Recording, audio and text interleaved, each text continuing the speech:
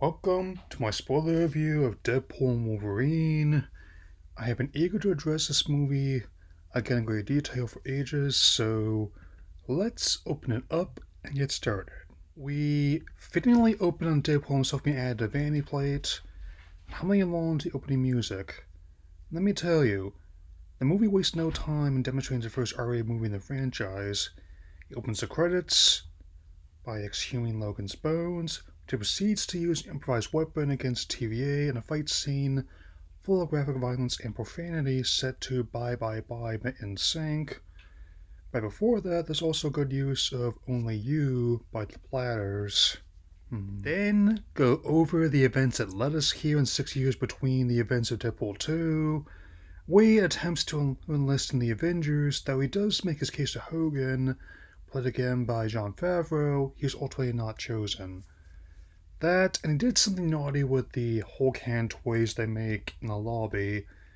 Same basic principle as the unicorn plush and the soap dispenser from before.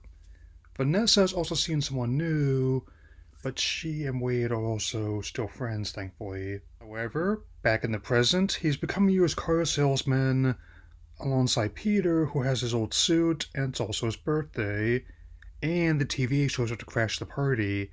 As for the elephant in the room with TJ Miller, we easily suggest the changes made, the timeline made its way out of the picture, there was no about reconciling for future installments. We'll touch on this more soon, but scheduling conflicts precluded the return of Josh Brolin and Zazie Beetz.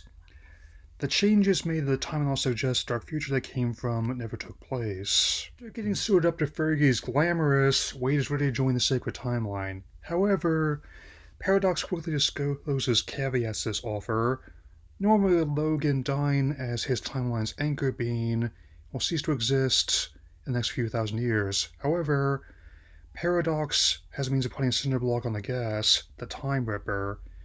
He intends to activate it within 3 days' time, which is also when Al needs her money. Classic ticking clock for a story. Rather than give in to Paradox's demands, Wade responds by breaking his nose and vowing to buy a new variant of Wolverine to serve as anchor being. With the scrap, it's one of many examples that prove the points of divergence from Logan don't actually feel that way. Quite the opposite, they're intrinsic to the plot. Back where we came in, we even get an allusion to Slapgate when the last agent said Logan was the only thing worthwhile to come out of Canada. My Rush LPs will be inclined to disagree on that one.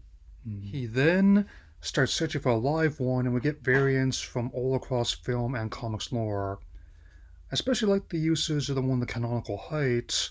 Turns out before Jackman was cast many years ago, both Danny DeVito and Bob Hoskins were considered for the role.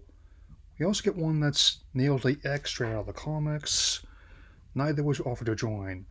Classic John Byrne, Brown, and Tam fights the Hulk as well. He, to every other attempt, tries to ice Deadpool. Savage Wolverine, Cowboy Wolverine, Spy-Eye Wolverine, and a Henry Cavill variant. Skeptical about this Voltron film, which may or may not be shooting by the time you see this, but he's still on top of my short list for playing Captain Britain. Wade settles on a variant from a timeline that's nearly as dark as Logan, and a comic-accurate costume that took 24 years to pull off. Wade also deduces that TVA is actually a rogue faction working outside the main branch, and Paradox sends them both to the void in response. Though Loki himself isn't in this movie, the events of both seasons are key to its plot. Definitely explains why Eliath is there. After a fight set to Hell's Bells by AC/DC, Deadpool and Wolverine encounter many people in the void, friend and foe alike. Lost in the prize of their roles from previous outings, though budgeting, scheduling, and health prevented others from doing so. I should say to that, understandable. Have a nice day. The first of lots of Fox heroes they encounter is the Chris Evans variant of Johnny Storm. That also applies to the villains, most prominent being Aaron Stanford as Pyro, complete with a comic-accurate costume of his own. Tyler Mane is also back as Sabretooth, with Wolverine winning the battle against him in one swift stroke. Off with his head. As Toad captures the three of them, Johnny exposits about the few undesirable options in the void.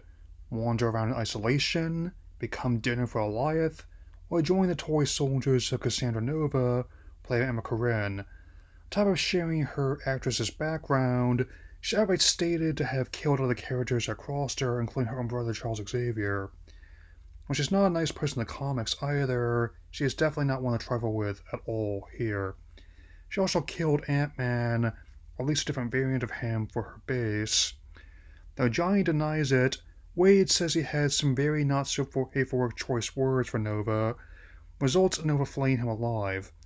Nova also tries to invade Wade's mind, but he's able to see through the ruse because of how well he remembers his parting words to Vanessa.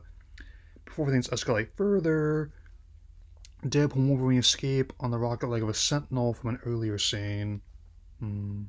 Grudgingly, Deadpool and Wolverine borrow Hunter Odyssey from Nicepool, played by Ryan Reynolds' real-life brother Gordon.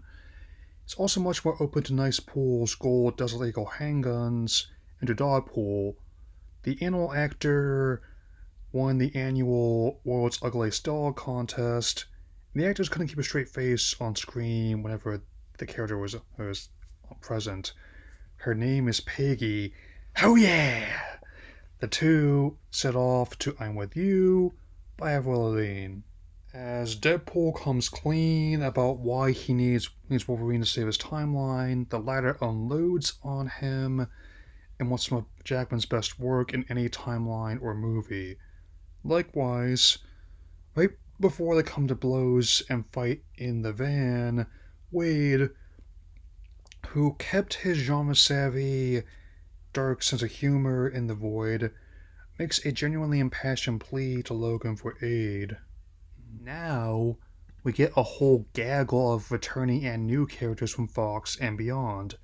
Jennifer Garner's Elektra, Wesley Snipes as Blade, Daphne Keane as Laura aka X-23, and Sweet as a fresh hush puppy, Channing Tatum as Gambit, complete with comic-accurate costume.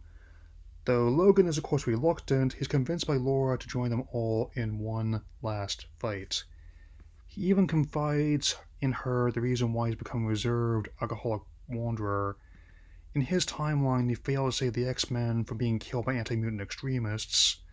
When he went after them in response, he ruined his own legacy, with his suit being all he has left of his friends and colleagues. It's this line that hits hard and still proves this movie to be the ideal successor to Logan and the Fox timeline as a whole. You were always the wrong guy, until you weren't. Storming in the compound at dawn, it's honestly a great scene overall. There's lots of memorable lines, so I will just mention the ones that stood out at me here. There's Blade's claim about how there can only be one, cueing a does he know side glance from Wade. Take all the time you need with the reboot fellas. And Gambit's quip that's as tasty as a hot crawfish. Ooh, I'm about to make a name for myself here. Also finds out the same thing with Logan that she found out about with Wade. You can't break someone who's already broken inside. Through some back and forth and insists from Juggernaut's helmet, they're able to turn to Wade's timeline with a portal from variant Doctor Strange, set to I'll Be Seeing You by Jimmy Durante. She not only planned for this, they also crossed paths with the Deadpool Corps. Yes, much like Nicepool, who ends up with his head brutally blown up by the Corps. Every single variant is rooted in the comics.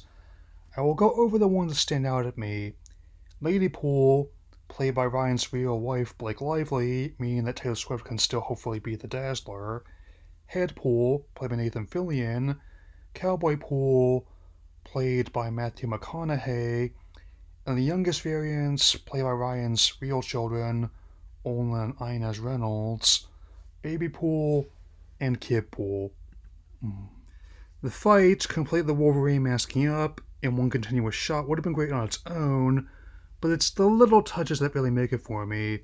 Setting the scene to Like a Prayer by Madonna, which is even given an orchestral reprise in the finale. The Corps holding their fire whenever Dogpool is present. Especially every variant having their own Peter. I especially think it's sweet that Peter's actor applies his role for his late son. Also think Wade's comment about the multiverse craze does have merit. For each film like Everything, Everywhere, All at Once, we get loads of ones like The Flash. Won't be the last time I go back to that well either. Plus, I love how Star Trek did it for us trendy, and they still do.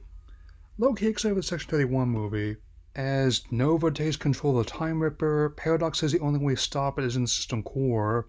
However, it carries the risk of atomizing their cells into oblivion.